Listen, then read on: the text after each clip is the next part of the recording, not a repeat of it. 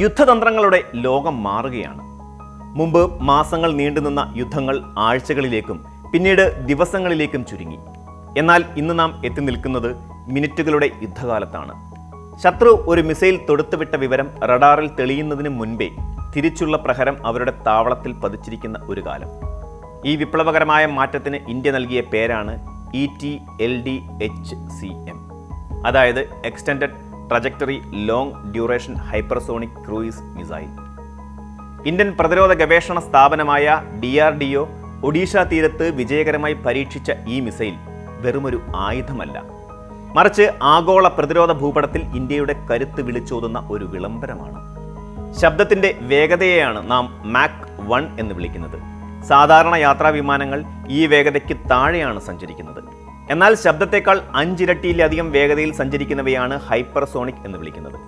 ഇന്ത്യയുടെ പുതിയ കരുത്തായ ETLDHCM സഞ്ചരിക്കുന്നത് മാക് 8 വേഗതയിലാണ്, അതായത് മണിക്കൂറിൽ ഏകദേശം 9800 കിലോമീറ്റർ വേഗതയിൽ. ഒന്ന് സങ്കല്പിച്ചു നോക്കൂ, ഡൽഹിയിൽ നിന്ന് ഈ മിസൈൽ തൊടുത്തുവിട്ടാൽ വെറും 10 മിനിറ്റിനുള്ളിൽ അത് പാകിസ്ഥാനിലെ കറാച്ചിയിലെത്തും. ശത്രുരാജ്യത്തിന്റെ മിസൈൽ പ്രതിരോധ സംവിധാനങ്ങൾക്ക് ചിന്തിക്കാൻ പോലും സമയം നൽകാത്ത അത്രയും ഭീകരമായ വേഗതയാണിത്. സാധാരണ ബാലിസ്റ്റിക് മിസൈലുകൾ ഒരു വില്ലുപോലെ ഉയരത്തിൽ പറന്ന് ലക്ഷ്യത്തിലേക്ക് പതിക്കുകയാണ് ചെയ്യുന്നത്. ഇവയുടെ പാത മുൻകൂട്ടി പ്രവചിക്കാൻ എളുപ്പമാണ്. അതിനാൽ അമേരിക്കയുടെ മാഡ് പോലെയുള്ള പ്രതിരോധ സംവിധാനങ്ങൾക്ക് ഇവയെ ആകാശത്ത് വെച്ച് തകർക്കാൻ സാധിക്കും. എന്നാൽ ETLDHCM ഇവിടെയാണ് വ്യത്യസ്തമാകുന്നത്. ഇതൊരു ക്രൂയിസ് മിസൈലാണ്. ഇത് ഭൂമിയോട് ചേർന്ന് തടസ്സങ്ങളെ വെട്ടിച്ച് വളരെ താഴ്ന്ന നിലയിലുമാണ് പറക്കുന്നത്. ഇതിന്റെ ഏറ്റവും വലിയ പ്രത്യേകത മാനുവറബിലിറ്റി അഥവാ പാത മാറ്റാനുള്ള കഴിവാണ്. യാത്രക്കിടയിൽ എപ്പോൾ വേണമെങ്കിലും ഈ മിസൈലിന് ദിശ മാറ്റാൻ സാധിക്കും. ശത്രുവിന്റെ റഡാറുകൾ മിസൈലിനെ കണ്ടെത്തി പ്രതിരോധിക്കാൻ ശ്രമിക്കുമ്പോഴേക്കും അത് പാത മാറ്റി ലക്ഷ്യത്തിലേക്ക് കുതിച്ചിരിക്കും. ചുരുക്കത്തിൽ ലോകത്തിലെ ഒരു മിസൈൽ പ്രതിരോധ സംവിധാനത്തിനും, അതായത് S-400 ഉൾപ്പെടെയുള്ളവയും നിലവിൽ ഇതിനെ തടയാൻ കഴിയില്ല. ETLDHCMന്റെ ഹൃദയമെന്ന് പറയുന്നത് അതിലെ സ്ക്രാംജെറ്റ് എഞ്ചിനാണ്.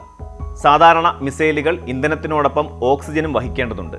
എന്നാൽ സ്ക്രാംജെറ്റ് എഞ്ചിനുകൾ അന്തരീക്ഷത്തിലെ വായുവിനെ തന്നെ ഓക്സിജനായി ഉപയോഗിക്കുന്നു.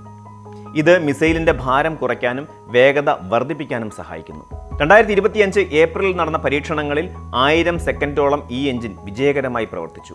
2000 ഡിഗ്രി സെൽഷ്യസിന് മുകളിൽ താപം അനുഭവപ്പെടുന്ന സാഹചര്യങ്ങളിലും, അതായത് ഉരുക്കിനെ പോലും ദ്രവിപ്പിക്കാൻ ശേഷിയുള്ള ചൂട്, ഈ മിസൈലിന്റെ ഘടന സുരക്ഷിതമായിരിക്കാൻ സഹായിക്കുന്ന പ്രത്യേക താപപ്രതിരോധ ആവരണങ്ങൾ DRDO വികസിപ്പിച്ചിട്ടുണ്ട്. അതീവ രഹസ്യമായ പ്രൊജക്ട് വിഷ്ണുവിന്റെ ഭാഗമായാണ് ഈ മിസൈൽ വികസിപ്പിച്ചത്. ഇന്ത്യയുടെ പ്രതിരോധ മേഖലയിൽ സ്വകാര്യ കമ്പനികളുടെയും ചെറുകിട വ്യവസായങ്ങളുടെയും വലിയ പങ്കാളിത്തം ഈ പദ്ധതികളിലുണ്ട്. വിദേശ രാജ്യങ്ങളെ ആശ്രയിക്കാതെ പൂർണ്ണമായും ഇന്ത്യയിൽ നിർമ്മിച്ച ഒന്നാണിത് എന്നത് ഇതിന്റെ പ്രസക്തി വർദ്ധിപ്പിക്കുന്നു. ഈ പദ്ധതിയിലൂടെ 12ഓളം ഹൈപ്പർസോണിക് സംവിധാനങ്ങളാണ് ഇന്ത്യ ലക്ഷ്യമിടുന്നത്. ഇതിൽ ശത്രുവിനെ ആക്രമിക്കാനുള്ള മിസൈലുകളും ശത്രുവിന്റെ മിസൈലുകളെ ആകാശത്ത് വെച്ച് തകർക്കാനുള്ള ഇന്റർസെപ്റ്റർ മിസൈലുകളും ഉൾപ്പെടുന്നു. ഇന്ത്യയുടെ പക്കലുള്ള ലോകത്തിലെ ഏറ്റവും മികച്ച ക്രൂസ് മിസൈലായ ബ്രഹ്മോസുമായി താരതമ്യം ചെയ്യുമ്പോൾ ഇതിന്റെ കരുത്ത് വ്യക്തമാകും. ബ്രഹ്മോസിന്റെ വേഗത മാക് 2.8 ആണ്. എന്നാൽ ETLDHCM അതിനേക്കാൾ 3 ഇരട്ടി വേഗതയുള്ളതാണ്. ബ്രഹ്മോസ് റാംജെറ്റ് എഞ്ചിൻ ഉപയോഗിക്കുമ്പോൾ പുതിയ മിസൈൽ സ്ക്രാംജെറ്റ് സാങ്കേതിക വിദ്യയാണ് പ്രയോജനപ്പെടുത്തുന്നത്. ബ്രഹ്മോസിന്റെ പരിധി 500 കിലോമീറ്റർ ആണെങ്കിൽ ETLDHCMന് 1500 കിലോമീറ്റർ ദൂരെയുള്ള ലക്ഷ്യസ്ഥാനങ്ങൾ പോലും തകർക്കാൻ സാധിക്കും. ലളിതമായി പറഞ്ഞാൽ ബ്രഹ്മോസ് ഒരു സൂപ്പർ ഫാസ്റ്റ് എക്സ്പ്രസ് ട്രെയിൻ ആണെങ്കിൽ ETLDHCM എന്നത് ഒരു റോക്കറ്റ് കപ്പലാണ്. ETLDHCMന്റെ മറ്റൊരു സവിശേഷത അത് കരയിൽ നിന്നും കടലിൽ നിന്നും ആകാശത്തു നിന്നും തൊടുത്തുവിടാം എന്നതാണ്. ചലിക്കുന്ന ട്രക്കുകളിൽ നിന്ന് മിസൈൽ വിടാൻ സാധിക്കുന്നത് വഴി ശത്രുവിന് ഇതിന്റെ സ്ഥാനം കണ്ടെത്തുന്നത് അസാധ്യമാക്കുന്നു. യുദ്ധക്കപ്പലുകളിൽ നിന്നും അന്തർവാഹിനികളിൽ നിന്നും ഇത് തൊടുക്കാം എന്നത് സമുദ്രത്തിലെ ദീർഘദൂര ലക്ഷ്യങ്ങളെ തകർക്കാൻ നാവികസേനയെ സഹായിക്കും. കൂടാതെ സുഖോയ് 30 MKI, റഫേൽ തുടങ്ങിയ യുദ്ധവിമാനങ്ങളിൽ ഈ മിസൈൽ ഘടിപ്പിക്കുന്നത് വഴി വ്യോമസേനയുടെ കരുത്ത് 10 മടങ്ങായി വർദ്ധിക്കും.